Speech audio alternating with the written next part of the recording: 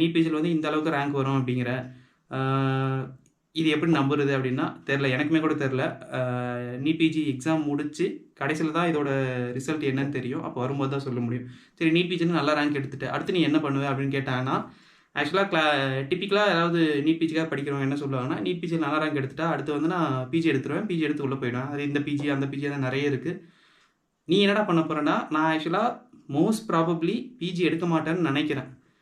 ஏன்னா ரீசனை சொல்லாமல் வேணாம்னு தெரில, சொன்னாலும் நிறைய பேர் ஏன்டா வீடியோக்காக எதையாவது பேசாதரா அப்படின்ற மாதிரி சொல்லுவாங்க.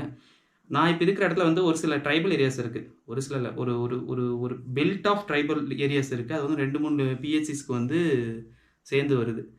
எனக்கு அந்த இடத்துல இன்னொரு முறை போய் வேலை செய்யணும் அப்படின்ற மாதிரி இருக்குது. அதுக்கு வந்து பிஹெச்சில் அந்த ட்ரைபல் ஏரியா இருக்கிற பிஹெச் போய் எடுப்பியான்னா இல்லை, மோஸ்ட் ப்ராபப்ளி அந்த மாதிரி நான் எடுக்க மாட்டேன். ஏன்னா பிஹெச்சிக்கும் அந்த ட்ரைபல் ஏரியாஸ்க்கும் டிஸ்டன்ஸ் இருக்கிறதுனால ட்ரைபல் இருக்கிற எல்லாரும் வந்து அங்கே வர மாட்டேங்கிறாங்க. மோஸ்ட் ப்ராபப்ளி நான் எந்த மாதிரி பிளான் பண்ணுவேன்னா, அந்த ட்ரைபல் ஏரியாவில் நேரில் போய் அங்கே இருக்கிற பீப்புளை அவங்க வீட்லேயே போய் பார்க்குற மாதிரி அந்த மாதிரி ஒர்க்கு கவர்மெண்ட்லேயே இருக்குது.